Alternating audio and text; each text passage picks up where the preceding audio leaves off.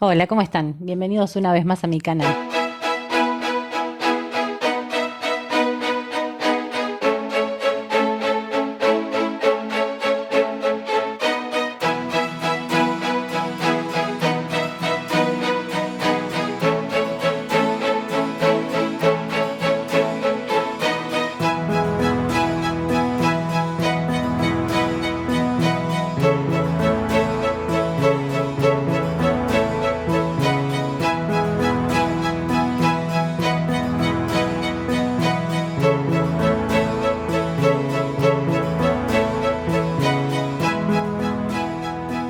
Frente a todo esto que implica, que yo acá con términos muy académicos le digo la bola de nieve, la persona tiene en algún momento que empezar a desarrollar estrategias para afrontar esta situación.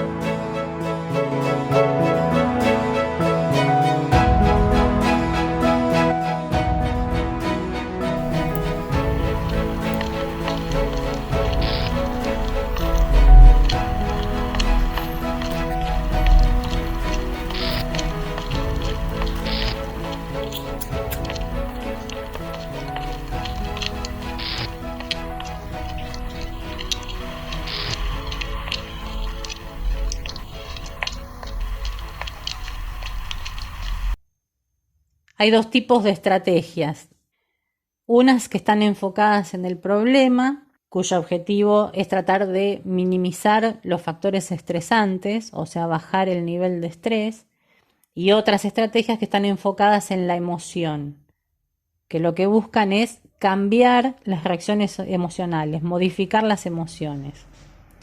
Bueno, las enfocadas en el problema se dice que son mejores, son adaptativas o constructivas porque implican que la persona acepte sus emociones, reevalúe su situación positivamente, la acepte y pueda buscar formas de seguir creciendo aún con la enfermedad. Las enfocadas en la emoción no son tan adaptativas y suelen incluir la evasión, la negación o la adopción ficticia de una actitud positiva. Mostrarse como que uno tiene todo asumido y está todo bien y en realidad no es así. Se ha estudiado que las personas que asumen estrategias enfocadas en el problema suelen tener menos estrés, menos ansiedad, menos depresión y mayor calidad de vida, y las que asumen estrategias enfocadas en cambiar sus emociones tienen más estrés, más ansiedad, más depresión y menor calidad de vida. Esto es un dato fundamental no solo porque hay estrategias que permiten mejor que otras afrontar la enfermedad, sino porque el estrés está asociado con la progresión de la enfermedad. De hecho, los brotes suelen darse después o en el contexto de situaciones de mucho estrés. No es que sea el estrés lo que provoca la enfermedad ni lo que provoca los brotes, pero suele estar asociado.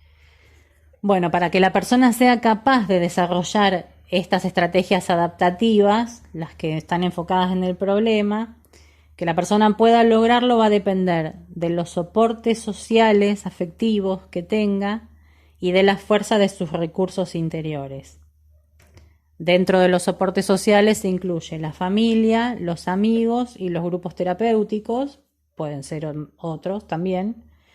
Y dentro de la fuerza de sus recursos interiores, aparte de la persona misma y su propia capacidad de resiliencia, como se dice, es importante también para eso el acompañamiento del médico, del neurólogo, el acompañamiento integral y en muchos casos la terapia psicológica.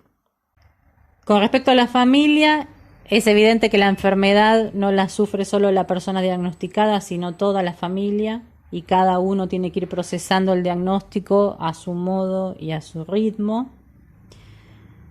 Hay una escena en la película 100 metros que si no la vieron se las recomiendo, está en Netflix y cuenta la historia, es un caso de un muchacho que tiene esclerosis múltiple. Bueno, hay una escena donde él está conversando con su esposa y empieza a hablar del día que le dieron el diagnóstico y la chica lo frena y le dice, no te diagnosticaron, nos diagnosticaron.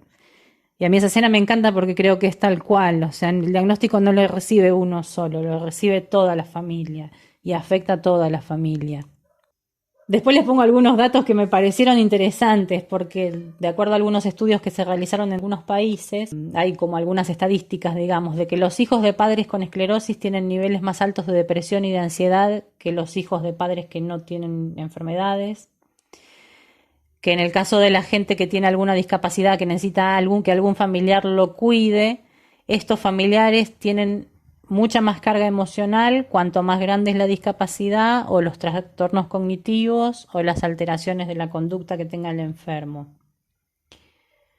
Que la calidad de vida de los familiares de un esclerótico suele ser menor a la de la población general y que un 10% de ellos tiene alteraciones emocionales por encima de lo normal, o sea, evidentemente la esclerosis afecta a toda la familia, no solo al enfermo. Y este dato me pareció divertido por un lado, pero triste también, que el 91% de los familiares afirma que le brinda soporte emocional a su familiar enfermo, pero que en realidad solo el 3% de los enfermos siente que recibe ese apoyo por parte de la familia. Es fundamental que toda la familia pueda hablar con confianza de la enfermedad y sobre todo de las emociones que a cada uno le genera.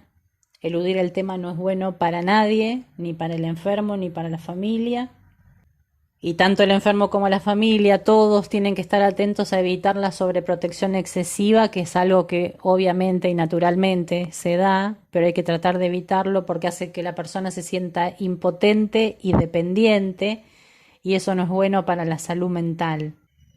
Y ahora les pongo una cita textual porque en realidad cuando la leí me causó mucha gracia y me viene genial a mí, y entonces pongo la cita textual para que mi familia no crea que estoy manipulando la información. Dice: la familia debe ser consciente de que algunos cambios de humor de las personas con esclerosis múltiple son inintencionados, producidos por la parte del cerebro dañada o por la medicación.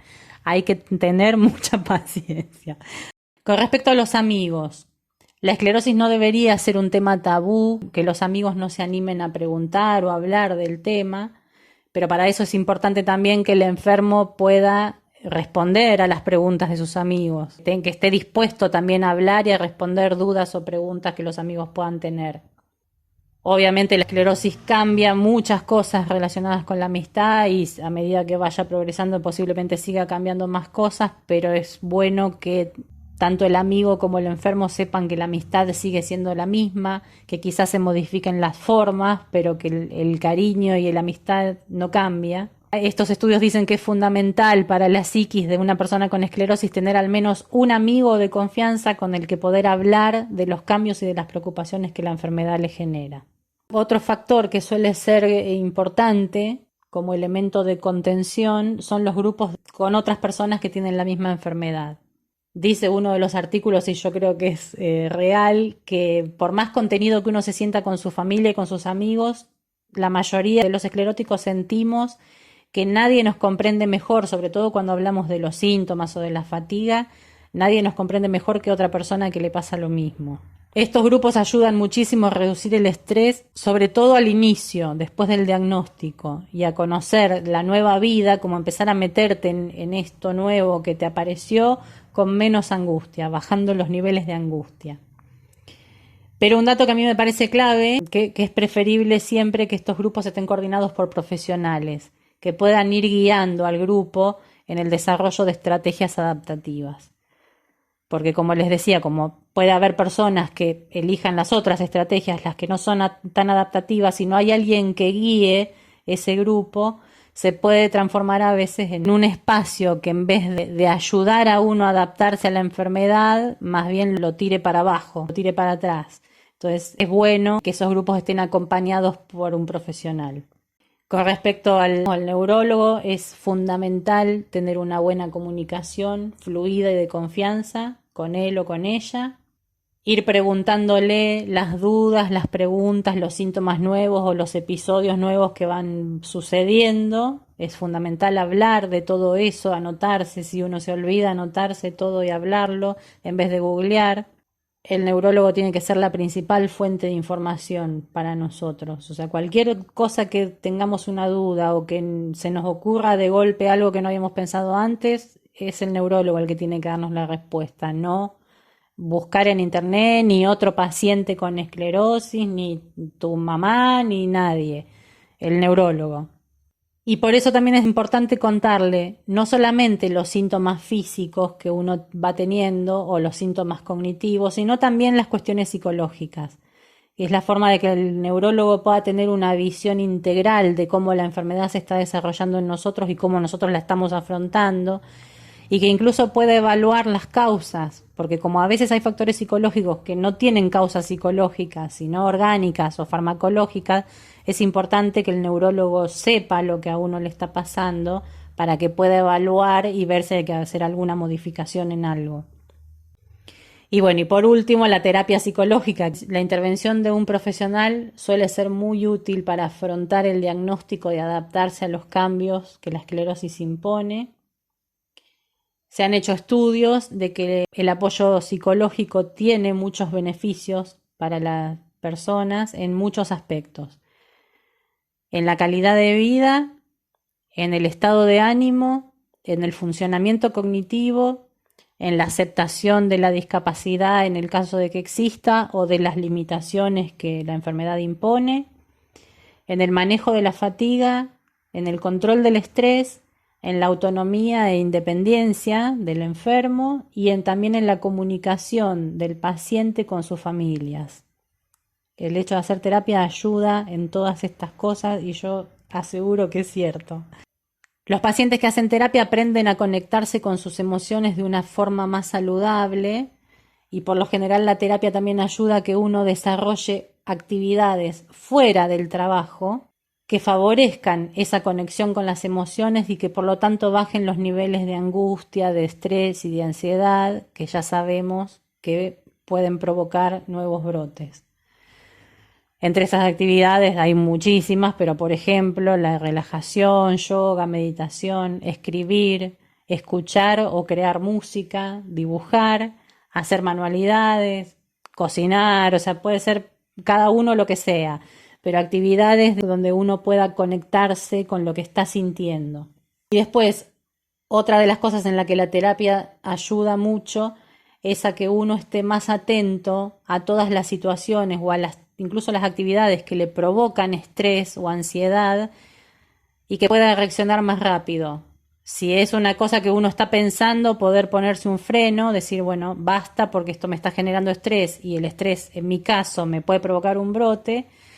O si es una actividad lo que me está estresando, poder decir, bueno, basta por ahora, cambio de actividad, hago otra cosa que me relaje y después vuelvo.